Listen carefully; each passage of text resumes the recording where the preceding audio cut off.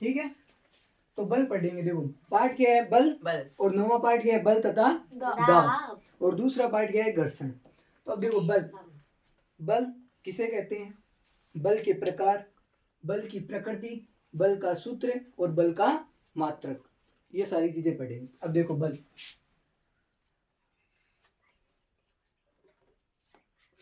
बल बोर्ड पर ध्यान देना चाहिए, बस थारो। बल, बल किसे कहते हैं, जो किसी वस्तु को धक्का देना या खींचना क्या कहलाता है, बल कहलाता है। तो बल हो गया किसी वस्तु को धक्का देना या खींचना। सिंपल सी परिभाषा है, किसी वस्तु को धक्का देना या खींचना क्या कहलाता है, बल। अब देखो बल के प्रकार, अब क्या पढ़ेंगे, प्रकार, बल के प्रकार। तो भगवती बल के प्रकार कितने होते हैं, दो। कौन कौन से, संपर्क बल और असंपर्क बल। तो देखो दो प्रकार होते हैं, कितने, दो, संपर्क बल और असंपर्क बल। असंपर्क बल। अब देखो एक क्वेश्चन बनेगा कि बल की परिभाषा लिखो, बल कितने प्रकार के होते हैं या बलों के प्रकार कितने होते हैं। तो बल किसी वस्तु को धक्का देना या खींचना बल कहलाता है, ठीक है। फिर बल दो प्रकार के होते हैं, संपर्क बल और असंपर्क बल। अब देखो नाम क्या है, संपर्क, यानी जब हमारे शरीर का कोई भी भाग किसी वस्तु के संपर्क में आता है तो उसे क्या बोलते हैं, संपर्क बल, ठीक है। या दूसरी परिभाषा, जब हमारे शरीर की कोई भी मांसपेशियां किसी वस्तु के संपर्क में आती है तो उसे क्या बोलते हैं, संपर्क बल। फिर असंपर्क बल, जब कोई भी चीज संपर्क में नहीं, यानी संपर्क में, वस्तु के संपर्क में न हो लेकिन उस पर बल लगता है तो उसे क्या बोलते हैं, असंपर्क बल। जैसे चुंबकीय बल, क्या, चुंबकीय बल। चुंबकीय बल में वस्तु संपर्क में नहीं आती है लेकिन उस पर एक बल लगता है, उसे क्या बोलते हैं, चुंबकीय बल। और वो कौन सा लगता है, आकर्षण और प्रतिकर्षण बल। तो देखो संपर्क बल के भी प्रकार होते हैं, पहला पेशीय बल, क्योंकि पेशियों के कारण लगता है, पेशीय बल। फिर दूसरा घर्षण बल, दूसरा घर्षण बल। तो दो प्रकार हो गए। अब संपर्क बल के कितने प्रकार, दो, पेशीय बल और घर्षण बल। फिर असंपर्क बल कितने प्रकार के होते हैं, तीन प्रकार के, चुंबकीय बल, चुंबकीय बल, फिर गुरुत्वाकर्षण बल, गुरुत्वाकर्षण बल, और थर्ड चुंबकीय बल। स्थिर विद्युत बल। हाँ, स्थिर विद्युत बल, स्थिर विद्युत बल। ये चुंबकीय बल दो बार है, स्थिर विद्युत बल, कोई नहीं। और यहाँ पे हो जाएगा गुरुत्वाकर्षण, गुरुत्वाकर्षण बल, ठीक है। अब हमें समझना है कि भाई चुंबकीय बल क्या होता है, स्थिर विद्युत बल क्या होता है, गुरुत्वाकर्षण बल क्या होता है।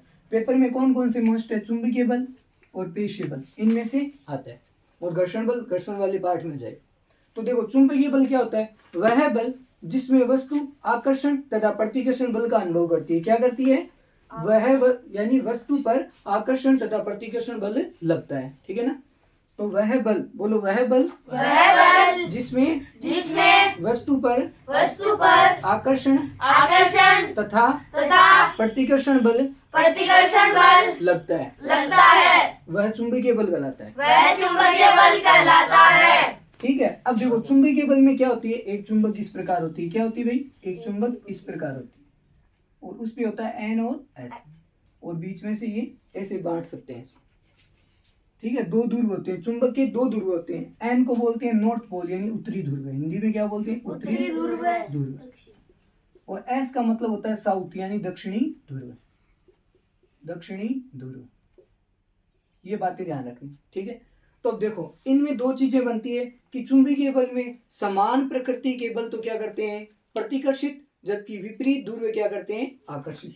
तो इसका मतलब क्या है, अगर मैं यहाँ पे एक चुंबक और लेके आऊं, यहाँ पे N हो जाएगा और यहाँ पे S।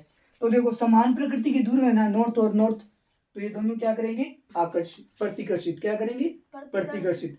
जबकि विपरीत ध्रुव है, यानी यहाँ पे S और यहाँ पे N, तो क्या करेंगे, एक दूसरे को आकर्षित, क्या करेंगे, एक दूसरे को आकर्षित। तो ठीक है, समान ध्रुव क्या करेंगे, प्रतिकर्षित, और विपरीत ध्रुव क्या करते हैं, आकर्षित। तो दो यहाँ पे चीजें बनती है भाई, समान ध्रुव क्या करते हैं, समान ध्रुव। तो आपको ऐसे लिखना है, समान ध्रुव कौन कौन से हो सकते हैं, या एन या एन या एस या एस। तो वस्तु क्या होती है, प्रतिकर्षित, और विपरीत ध्रुव होने पे क्या होती है वस्तु, आकर्षित। बस इतना ही, विपरीत ध्रुव क्या करते हैं, आकर्षित। जैसे एन एस या एस या एन। ठीक है, ये तो हो गया चुंबकीय बल। फिर चुंबकीय बल किस में होता है, चुंबक में होता है। ठीक है, फिर स्थिर वैद्युत बल क्या होता है, स्थिर वैद्युत बल। अब देखो स्थिर वैद्युत बल में क्या है, एक आवेशित कण होता है। क्या होता है, एक आवेशित कण। वो दूसरे आवेशित और अनावेशित कण को क्या करता है, उस पर बल लगाता है। क्या लगाता है, उस पर बल। जैसे अब स्थिर वैद्युत बल में क्या होगा, ये हो गया आवेशित, ये हो गया आवेशित कण। अब ये किस पे बल लगाएगा, आवेशित, आवेशित और अनावेशित, दोनों कणों पे बल लगाएगा, आवेशित और अनावेशित। तो अब देखो परिभाषा बनाते हैं। ठीक है, वह बल, ठीक है, वह बल जिसमें एक आवेशित कण दूसरे अनावेशित कण तथा आवेशित कण पे बल लगाता है। ठीक है, देखो वह बल जिसमें एक आवेशित कण दूसरे आवेशित कण तथा अनावेशित कण पे बल लगाता है, उसे क्या बोलते हैं, स्थिर वैद्युत बल बोलते हैं। ठीक है, फिर तीसरा गुरुत्वाकर्षण बल। क्या होता है, गुरुत्वाकर्षण बल। गुरुत्वाकर्षण बल का मतलब होता है कि कोई चीज को खींचना। क्या करता है, कोई चीज को खींचना। तो पृथ्वी हमारी है, पृथ्वी पे क्या है, गुरुत्वाकर्षण बल होता है, या प्रकृति होती है पृथ्वी की खींचने की, चारों ओर किसी वस्तु को अपनी ओर खींचना। ठीक है, तो उसे बोलते हैं गुरुत्वाकर्षण बल। क्या बोलते हैं, गुरुत्वाकर्षण बल। तो इसकी परिभाषा भी ये हो जाएगी कि पृथ्वी पर या पृथ्वी द्वारा वस्तुएं अपनी ओर खींची जाती है या एक बल द्वारा खींची जाती है, उसे क्या बोलते हैं, गुरुत्वाकर्षण बल कहते हैं। ये सिंपल सी परिभाषा है एकदम। अब देखो 4 और 5 सभी करते हैं। बल किसी वस्तु को धक्का देना या खींचना क्या कहलाता है, बल। सीधी बात। फिर बल के प्रकार कितने होते हैं, 2। कौन कौन से, असंपर्क बल। फिर संपर्क बल, जब हमारा शरीर किसी वस्तु के संपर्क में आता है या शरीर की मांसपेशियां संपर्क में आती है तो लगता है। फिर असंपर्क बल क्या होता है, जब कोई चीज वस्तु के संपर्क में ना हो, क्या ना हो, संपर्क में ना हो, लेकिन उस पे बल लगता है। जैसे चुंबकीय बल, स्थिर वैद्युत बल और गुरुत्वाकर्षण बल। ठीक है, अब देखो चुंबकीय बल, कोई चीज पास में थोड़ी आती है उसके, ठीक है, संपर्क में थोड़ी है, चुंबकीय बल तो लग सकता है। जैसे मैंने रेल की पटरी का उदाहरण दिया है कि भाई रेल की पटरियों में क्या होती है, तार इस प्रकार से होते हैं लेकिन उनके चारों ओर चुंबकीय क्षेत्र नीचे होता है, ऐसे होता है ना, ऐसे। फिर गुरुत्वाकर्षण बल हो गया पृथ्वी का वह बल जिससे वह अपनी ओर चीजों को खींचती है, उसे क्या कहते हैं, गुरुत्वाकर्षण बल।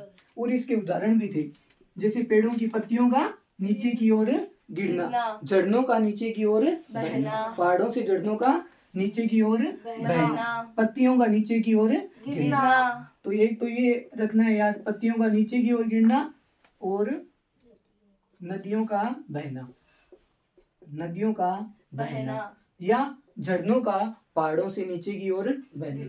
ठीक है, अब हम चलते हैं कि बल की प्रकृति, सूत्र और मात्रक।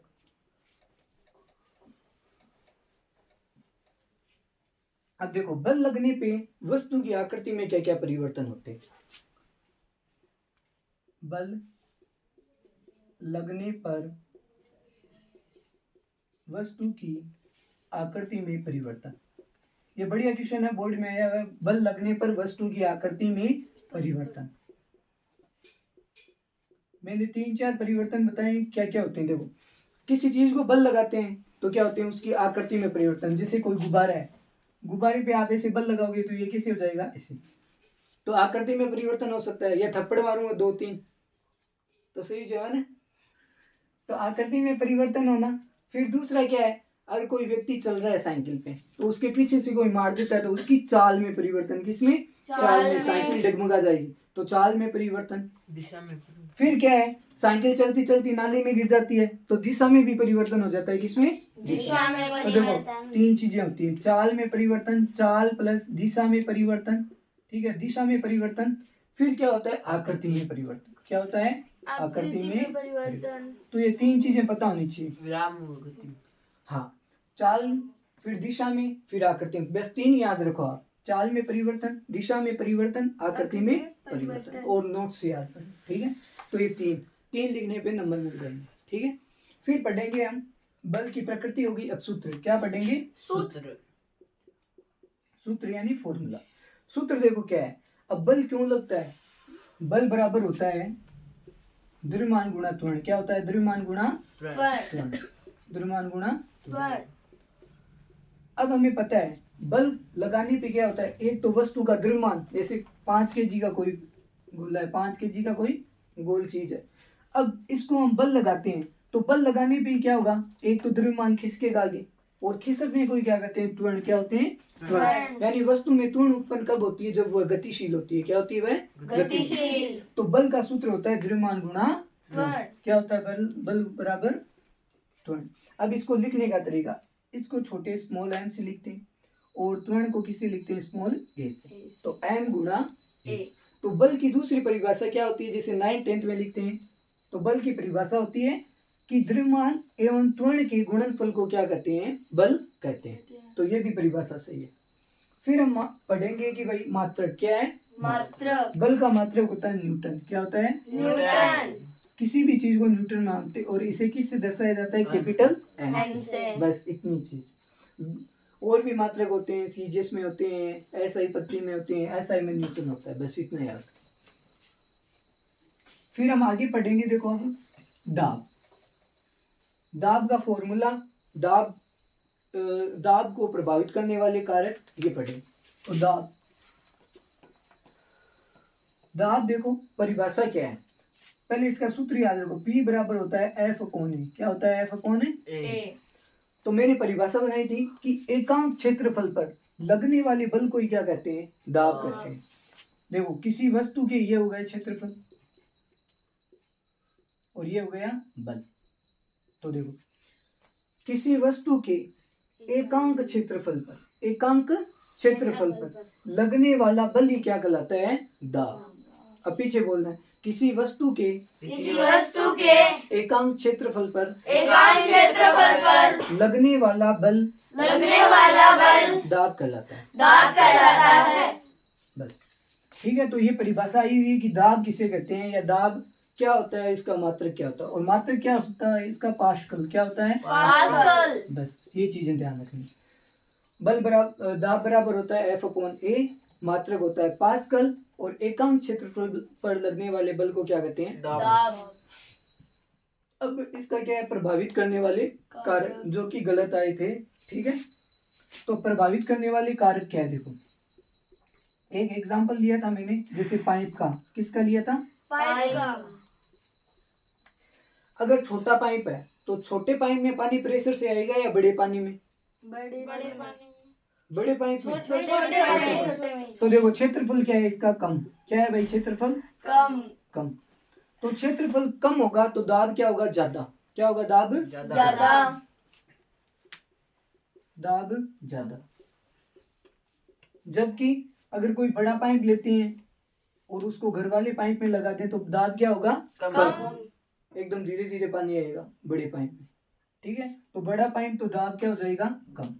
दाब कम। कब? जब क्षेत्रफल ज्यादा होगा। क्या होगा? क्षेत्रफल ज्यादा। तो ये दोनों चीजें ध्यान रखनी है। और इसको शॉर्ट में लिखने का तरीका क्या है? क्षेत्रफल को लिखेंगे A से और दाब को लिखेंगे P से। क्षेत्रफल ज्यादा तो दाब कम। दूसरी कंडीशन, क्षेत्रफल कम तो दाब ज्यादा। और एग्जांपल पाइप का याद रखना, ठीक है। अब हम पढ़ेंगे वायुमंडलीय दाब। क्या पढ़ेंगे? वायुमंडलीय दाब।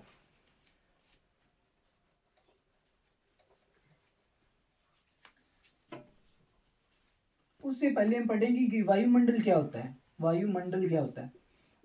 मैंने पहले भी बताया था कि वायुमंडल क्या होता है? विभिन्न परतों से बना हुआ होता है। कितनी परतों से? अब विभिन्न परतों को माने तो 5 परतों से बना होता है। वायुमंडल कितनी परतें हैं? 5। इस प्रकार। और मैंने बताई थी आयन मंडल, शोभ मंडल, व्योम मंडल, ठीक है, बहिर्मंडल। देखो लास्ट की परत होती है उसे बोलते हैं बहिर्मंडल। और फर्स्ट होती है उसे बोलते हैं शोभ मंडल। क्षोभ मंडल। अब देखो क्षोभ मंडल होते हैं, जितनी भी वर्षा आती है, बादल बनते हैं, आंधी आती है, वो किस में आती है? क्षोभ मंडल में आती है। किस में आती है? क्षोभ मंडल। आंधी वर्षा जो भी है। फिर क्या होता है? तीसरी परत होती है समताप मंडल। क्या होती है? समताप मंडल। समताप मंडल। अब देखो इसमें नाम क्या है? सम का मतलब समान, ताप का मतलब ताप। यानी समताप मंडल में न बादल होते हैं, न आंधी आती है, न तूफान आता है। तो इसमें तीसरी परत में क्या एरोप्लेन वगैरह उड़ते हैं। क्या उड़ते हैं? एरोप्लेन। हवाई जहाज वगैरह समताप मंडल में उड़ते हैं। फिर वायुमंडल जो कि पूरा बाहर का वातावरण है, जिसमें ऑक्सीजन की मात्रा बहुत कम पाई जाती है। और उसके बाद में क्या आ जाता है? स्पेस, ठीक है, अंतरिक्ष आ जाता है। फिर देखो यहाँ पे क्या है? आयन मंडल। क्या होती है? एक परत आयन मंडल होती है। आयन मंडल में क्या होता है? जैसे रेडियो, टीवी, जितने भी उपकरण चलते हैं वो आयन मंडल में चलते हैं। क्या चलते हैं? जितनी भी तरंगे होती है, रेडियो तरंगे या कोई भी मोबाइल की तरंगे, वो आयन मंडल में संचरण करती है। तो ये तो हो गया वायुमंडल। तो वायुमंडल को हम कैसे बताएंगे कि वायुमंडल में विभिन्न परतें होती है, वो मिलकर किसका निर्माण करती है? वायुमंडल का निर्माण करती है। ठीक है, तो वायु की विभिन्न परतें मिलकर वायुमंडल का निर्माण करती है, क्योंकि इन परतों के बीच में अलग अलग प्रकार की वायु होती है। जैसे वायु कह सकते हैं, वायु में क्या क्या होती है? नाइट्रोजन। क्या होती है? नाइट्रोजन। जो कि 78% है। फिर मानते हैं ऑक्सीजन। ऑक्सीजन 20% है। ठीक है, 20.21%। नहीं, 20 है अभी, पहले 21। फिर नाइट्रोजन के बाद में कार्बन डाइऑक्साइड है। ठीक है, 0.003% या 0.002%। ठीक है, फिर बात करते हैं और भी आर्गन भी होती है गैस, और भी कई प्रकार की गैसें होती हैं। तो वायुमंडलीय दाब, मेन चीज क्या है? वायुमंडलीय दाब किसे कहते हैं? ये परिभाषा मोस्ट है, वायुमंडलीय दाब। बस ये समझनी है आपको। वायुमंडलीय दाब देखो, वायुमंडल में उपस्थित विभिन्न वायु की परतों द्वारा एक दाब लगाया जाता है, जिसे वायुमंडलीय दाब कहते हैं। ठीक है, वायुमंडल में उपस्थित विभिन्न वायु की परतों द्वारा किसी वस्तु पर लगाया गया दाब क्या कहलाता है? वायुमंडलीय दाब। अब वायुमंडलीय दाब किन पर लगता है? हमारे पे, क्योंकि हम पृथ्वी पर रहते हैं। तो जितने भी पृथ्वी पर प्राणी या समस्त जीव रहते हैं, उन पे वायुमंडलीय दाब लगता है। और इसको किस में मापा जाता है? तो इसका उपकरण होता है बैरोमीटर। क्या होता है? यंत्र का नाम है बैरोमीटर। वायुमंडलीय दाब मापा जाता है बैरोमीटर से। अब आगे पढ़ेंगे कि घर्षण क्या होता है, घर्षण के प्रकार कितने होते हैं। ठीक है, और प्रभावित करने वाले कारक क्या है, सतह अनियमितताएं क्या होती है, घर्षण बढ़ाना घटाना कैसे होते हैं, घर्षण के लाभ हानियां क्या होती है, स्नेह, कर्षण और कर्षण की प्रकृति। बाद में आपके 2 चैप्टर कंप्लीट। ठीक है, पवन कोई डाउट? भैया CO2 कितना? कोई डाउट? पवन बता। डाउट नहीं। ठीक है, मैं खाली ओ 5 परत दूसरी चौथी परत कोई ना। ठीक है, देखो क्षोभ मंडल, संताप मंडल और एक होती है आयन मंडल। ठीक है, और संताप मंडल, आयन मंडल, क्षोभ मंडल, एक परत और है, वो देख लेना। ठीक है, सोमेश कोई डाउट? और हिंदी में बोलना। ठीक है, कोई डाउट? क्या होता है? तो ये तो घर्षण में आएगा ना भाई। अभी क्या चल रहा है? दाब चल रहा है, बल बल बल और दाब पाठ। ठीक है, अब चलते हैं आगे घर्षण में। परतें वगैरह नहीं आएगी, समझाने की चीज है कि वायुमंडलीय या वायुमंडल में उपस्थित विभिन्न परतों द्वारा लगाया गया दाब क्या कहलाता है? वायुमंडलीय दाब कहलाता है। अब देखो घर्षण। अब घर्षण की 2 प्रकार से परिभाषाएं हो सकती है। ठीक है, 2 संपर्क सतहों के मध्य लगने वाले बल को क्या कहते हैं? घर्षण बल। जैसे एक उदाहरण भी दिया हुआ है, जैसे ये कोई सड़क है, नीचे वाली क्या है? सड़क, और ये क्या है? गाड़ी, कोई गाड़ी। ठीक है, अब देखो गाड़ी इधर चल रही है, ये हो गई गाड़ी की पृष्ठ, और ये संपर्क सतह हो गई सड़क की। क्या हो गई? संपर्क सतह सड़क। तो सड़क की तो संपर्क सतह इधर की ओर जाएगी, और गाड़ी की गतिशील दिशा इधर की ओर है, तो इधर जाएगी इसकी संपर्क सतह। तो देखो 2 संपर्क सतहों के मध्य लगने वाला बल ही क्या कहलाता है? घर्षण बल बल। कहलाता है। तो गाड़ी इधर जा रही है तो घर्षण बल क्या है? विपरीत दिशा में लग रहा है। घर्षण कहाँ लग रहा है? विपरीत दिशा में। ठीक है, गाड़ी अगर इधर जा रही है तो घर्षण क्या लग रहा है? इधर। तो देखो घर्षण के 2 पॉइंट हो गए। एक तो घर्षण क्या होता है कि दो संपर्क सतहों के मध्य लगने वाले बल को क्या कहते हैं? घर्षण बल। बल। तो ये समझ में आ गई, संपर्क सतहों के मध्य लगता है घर्षण बल। संपर्क एक और ही सतहों के मध्य, गतिशील वस्तु के ठीक है।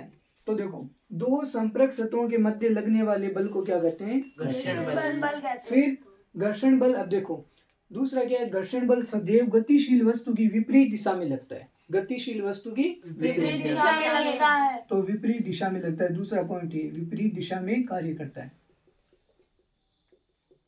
अब एक क्वेश्चन बन सकता है कि भाई कोई वस्तु पश्चिम की ओर जा रही है तो घर्षण किस ओर लगेगा? पूर्व की ओर। अब ये देखो ये क्या है? पूर्व। ये क्या है? पश्चिम। पश्चिम। और ये क्या है? उत्तर। उत्तर। और ये दक्षिण। क्या है? दक्षिण। दक्षिण। अगर कोई वस्तु उत्तर की ओर जा रही है तो घर्षण विपरीत दक्षिण की ओर। अगर कोई वस्तु पूर्व की ओर जा रही है तो घर्षण पश्चिम की ओर। बस ये क्वेश्चन वन लाइनर बन सकता है, रिक्त स्थान। फिर अब पढ़ेंगे कि घर्षण के प्रकार, टाइप्स ऑफ टाइप। घर्षण के प्रकार। अब देखो घर्षण के प्रकार कितने होते हैं? 3। कितने प्रकार होते हैं? 3। पहला आता है स्टैटिक,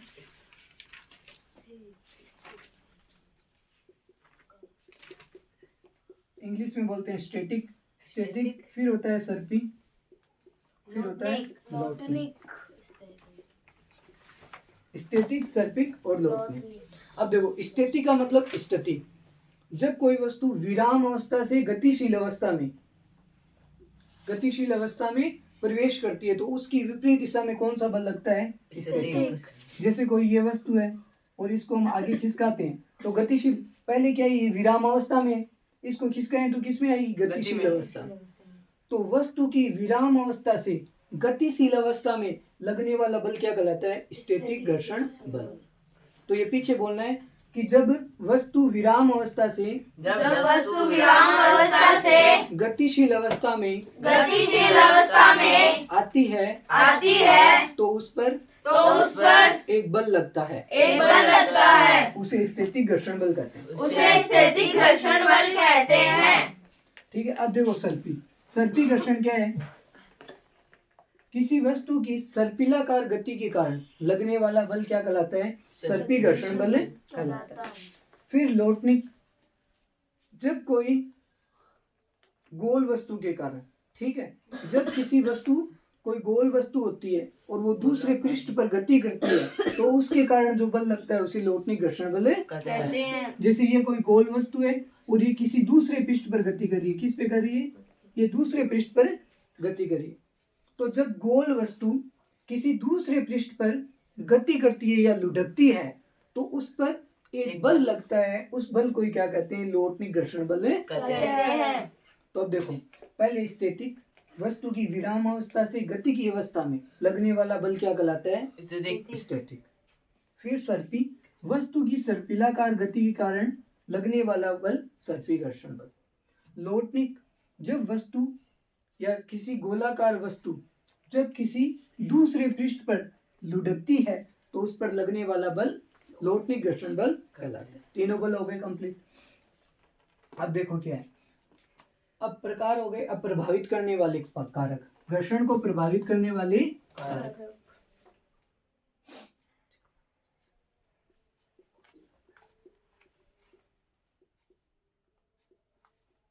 घर्षण को प्रभावित करने वाले कारक। अब देखो पहला क्या है? पृष्ठ की प्रकृति। क्या होती है? पृष्ठों की प्रकृति या पृष्ठों की प्रकृति। पहला पॉइंट ये। अब देखो पृष्ठों की प्रकृति 2 प्रकार से हो सकती है। एक हो सकता है चिकना पृष्ठ और एक होता है खुरदरा पृष्ठ।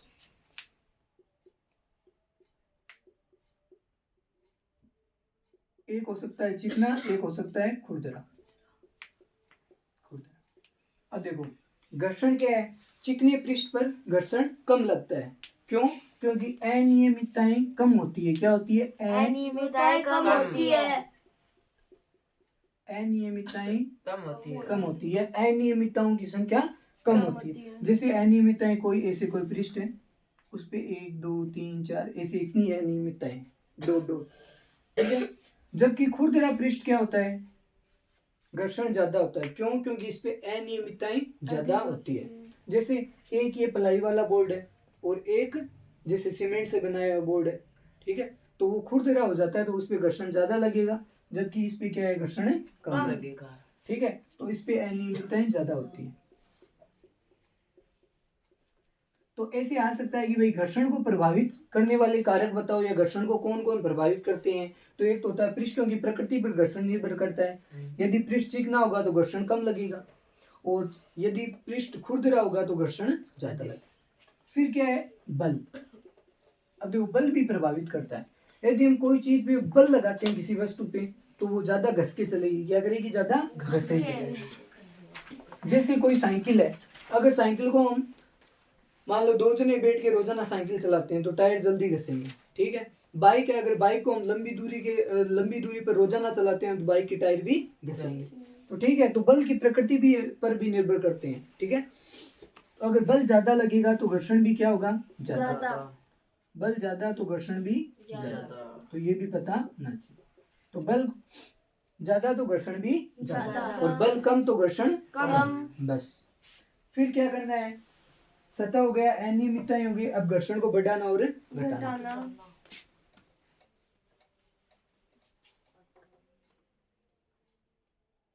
घर्षण को बढ़ाना और घटाना। अब इन दोनों में से प्रश्न आता है कि भाई घर्षण को बढ़ाना और घटाना किस प्रकार किया जा सकता है, या घर्षण के लाभ और हानियां लिखो। ये पिछली बार आया था कि घर्षण के लाभ हानियां इस प्रकार से, ठीक है। तो देखो घर्षण को बढ़ाना और घटाना कैसे कर सकते हैं।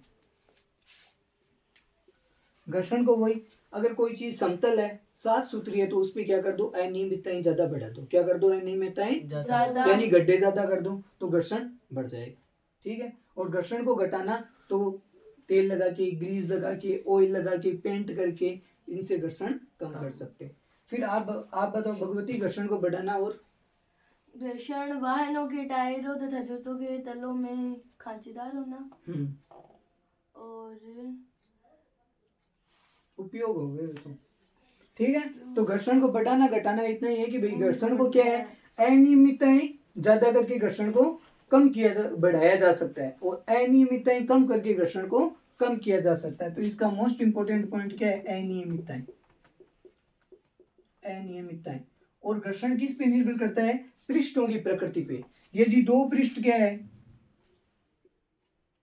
चिकने पृष्ठ है, तो उन पे घर्षण क्या लगेगा, कम। जबकि दोनों पृष्ठ खरदरे हैं तो ज्यादा घर्षण लगेगा, बस। फिर क्या है, घर्षण के लाभ और हानियां। अब ये मोस्ट है कि घर्षण के लाभ और हानियां क्या होती है। घर्षण के लाभ और हानियां। अब लाभ में देखो पढ़ते हैं कि भाई लाभ में क्या होता है घर्षण में। जैसे कबड्डी का खिलाड़ी है, वो क्या करता है, अपने हाथों पे क्या करता है, मिट्टी को लगा लेता है, जिससे कि घर्षण ज्यादा हो जाए और उसकी पकड़ मजबूत हो जाती है। क्या हो जाती है? उसकी पकड़ मजबूत हो जाती है। तो एक खिलाड़ी क्या करता है कबड्डी का, पकड़ मजबूत करने या घर्षण को बढ़ाने के लिए क्या करता है, अपने शरीर के चारों ओर मिट्टी को लगा लेता है, या हाथों पे मिट्टी को लगाता है, जिससे कि उसकी पकड़ मजबूत हो सके। तो क्या है, खिलाड़ी द्वारा हाथों पर मिट्टी लगाना, मिट्टी लगाना। अब दूसरा, कोई भी दौड़ने वाला व्यक्ति है या कोई भी व्यक्ति है, तो वो जूते इस प्रकार से लाता है कि जूतों में ज्यादा से ज्यादा अनियमितता यानी खांचेदार हो। जूते किस प्रकार हो, खांचेदार। जूते क्या बनाए जाते हैं, खांचेदार बनाए जाते हैं। जो व्यक्ति दौड़ते हैं या स्पोर्ट्स के व्यक्ति होते हैं, उनके जूते क्या होते हैं, खांचेदार होते हैं। अब क्यों, इससे एक क्वेश्चन बनता है कि भाई खिलाड़ियों के जूते खांचेदार क्यों बनाए जाते हैं। क्यों? क्योंकि इसलिए खांचेदार बनाए जाते हैं कि उनकी पकड़ मजबूत हो सके और वो फिसले नहीं या गिरे नहीं, ठीक है, इसलिए। फिर क्या है, घर्षण के लाभ और ब्रेक लगाना। कोई भी गाड़ी का रुकना, अगर कोई भी गाड़ी को रोकना है तो ब्रेक लगा के रोक सकते हैं। वो किस प्रकार संभव होता है, क्योंकि कोई भी गाड़ी हो, कोई भी साइकिल हो, उसके जो ब्रेक पैड होते हैं, ठीक है, तो उन पे क्या होते हैं, महीन महीन अनियमितताएं होती है। क्या होती है, रिम के अंदर जो रिम होती है ना साइकिल की, उस पे क्या होती है, महीन महीन अनियमितताएं होती है इस प्रकार से, और यहाँ पे क्या है, वो ब्रेक पैड आके चिप जाता है, ठीक है, ब्रेक पैड को हम खींचते हैं तब। तो दूसरा क्या है, ब्रेक, वाहनों के ब्रेक में, वाहनों के ब्रेक पैड में। तो 3 चीजें हैं, खिलाड़ी द्वारा हाथों पर मिट्टी लगाना ताकि पकड़ अच्छी हो सके। इस पे भी एक क्वेश्चन बना हुआ है कि खिलाड़ी, कबड्डी का खिलाड़ी हाथों पे मिट्टी क्यों लगाता है। तो मिट्टी क्यों लगाता है, एक खिलाड़ी हाथों पर मिट्टी इसीलिए लगाता है ताकि घर्षण का मान बढ़ जाए और उसकी पकड़ अच्छी हो सके। फिर ये भी क्वेश्चन बनता है, आज पासबुक में देखना, जूते खांचेदार या कोई भी खिलाड़ी के जूते नीचे से खांचेदार क्यों बनाए जाते हैं, क्योंकि वह फिसल न जाए, ठीक है, और उसकी पकड़ मजबूत हो ताकि वो अच्छी प्रकार से दौड़ सके। फिर वाहनों के ब्रेक पैड, वाहनों के ब्रेक पैड किससे लगते हैं, घर्षण के कारण ब्रेक पैड लगते हैं, ठीक है, और गतिशील वस्तु क्या है, रुक जाती है। फिर क्या है, स्नेह और कर्षण व प्रकृति। फिर इसकी हानियां पढ़ लेते हैं घर्षण की। हानियों में बस वही चीजें याद रखनी कि हानियों में क्या हो सकता है, मशीनों के पुर्जों का खराब होना, ठीक है, और बॉल बेरिंग खराब होना, घिस जाना। जो मिक्सियों के अंदर बॉल बेरिंग होते हैं ऐसे गोल गोल, वो घिस जाते हैं, बॉल बेरिंग का घिसना, ठीक है। और दूसरा हानि, मशीनों के पुर्जों का खराब होना, और घर्षण से क्या होती है, ऊष्मा उत्पन्न होती है। क्या होती है, ऊष्मा उत्पन्न। तो कोई भी चीज इससे क्या है, घिस जाती है, जैसे टायरों का घिसना। तो ये भी आपको पता होना चाहिए, टायरों का खराब होना, वाहनों के टायरों का घिसना, ठीक है। अब कौन सा है, स्नेह और कर्षण की प्रकृति। इसमें ये है मोस्ट की भाई कर्षण क्या होता है। 1 नंबर क्वेश्चन में आते हैं कि भाई स्नेह बताओ क्या है, कर्षण क्या है, ये चीजें पूछते हैं। जैसे वो कायांतरण किसे कहते हैं, 1 नंबर में ये फेमस परिभाषा है जो बनती है। कर्षण, देखो सीधी सी बात है, जो स्थिति घर्षण है, लौटने का है, वो तो सतह, संपर्क सतह के कारण लगता है। किसके कारण, संपर्क सतह। इसी प्रकार क्या है, जल में, तरल में कौन सा बल लगता है, कर्षण। तो तरलों द्वारा लगाए गए बल क्या कहलाता है, कर्षण कहलाता है। यानी तरल में लगता है तो तरलों द्वारा, तरलों द्वारा लगने वाला बल, तरलों द्वारा लगने वाला बल कर्षण कहलाता है, कर्षण कहलाता है। अब ये प्रकृति पर निर्भर करता है, तरल की प्रकृति पर निर्भर करता है। अगर कोई तरल गाढ़ा है तो घर्षण कर्षण क्या होगा, ज्यादा होगा, और तरल की प्रकृति क्या है, कम है, तो उस पे कर्षण कम होगा। तो ये हाँ, द्रवों की प्रकृति पे निर्भर करता है, द्रवों की प्रकृति पर। जैसे एक कीचड़ में चलना आसान नहीं होता, जबकि एक पानी में चलना आसान होता है, ठीक है, इस प्रकार से। तो द्रवों की प्रकृति पर निर्भर करता है। फिर एक और बताया था कि ये किस पे निर्भर करता है, आकृति और प्रकृति, आकृति और प्रकृति पे। और एक और बताया था कि ये सापेक्ष गति पे निर्भर करता है, वस्तु की सापेक्ष गति पर निर्भर करता है। तो ये भी पॉइंट नोट्स में बनाया हुआ है, सापेक्ष गति पर भी निर्भर करता है।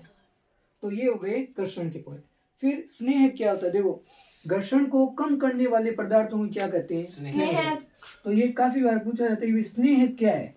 स्नेह का मतलब होता है घर्षण को कम करने वाले पदार्थ, घर्षण को कम करने वाले पदार्थ, करने वाले पदार्थ।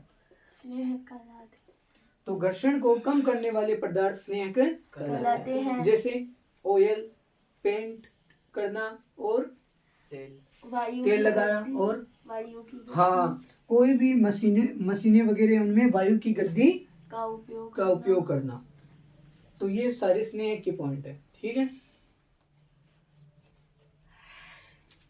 बस दोनों पार्ट है कंप्लीट, पूरी रिवीजन हो गई। अब देखो एक बार देख लो, बल, किसी वस्तु को धक्का देना है, खींचना बल कहलाता है। बल 2 प्रकार के होते हैं, संपर्क बल और असंपर्क बल। प्रकृति क्या होती है, बलों की आकृति में परिवर्तन होना, चाल में निर्भर होना और दिशा में परिवर्तन होना। सूत्र होता है द्रव्यमान गुणा त्वरण। मात्रक होता है न्यूटन। दाब को प्रभाव यानी दाब क्या होता है, प्रति एकांक क्षेत्रफल पर लगने वाला बल क्या होता है, दाब को प्रभावित करने वाले कारक यानी पृष्ठ की प्रकृति। अगर कोई पृष्ठ का क्षेत्रफल ज्यादा होता है तो दाब कम लगता है, और अगर पृष्ठ का क्षेत्रफल कम है तो दाब का मात्रक क्या होता है, पास्कल। क्या होता है, पास्कल। और दाब का सूत्र होता है F/A, बल बटा क्षेत्रफल। वायुमंडलीय दाब, वायुमंडल में उपस्थित विभिन्न परतों द्वारा लगाया गया दाब भी क्या कहलाता है, वायुमंडलीय दाब कहलाता है। फिर घर्षण, दो संपर्क सतहों के मध्य लगने वाला बल घर्षण बल, और ये हमेशा गतिशील वस्तु के विपरीत दिशा में कार्य करता है। फिर घर्षण के प्रकार 3 होते हैं, कौन कौन से, स्टैटिक, प्लूटनिक और साइक्लिक। अब मैं ये नहीं बताऊंगा कि ये किस कारण लगता है, इसको क्या कहते हैं वो देखें। फिर प्रभावित करने वाले कारक सतह और अनियमितताएं, सतह और अनियमितताएं ज्यादा होगी तो घर्षण कम, और अनियमितताएं कम होगी तो घर्षण ज्यादा। फिर घर्षण को बढ़ाना और घटाना, फिर घर्षण के लाभ हानियां, स्नेहक, घर्षण को कम करने वाले पदार्थ को स्नेहक कहते हैं, और कर्षण तरलों द्वारा लगाए गए बल को कर्षण कहते हैं। कंप्लीट।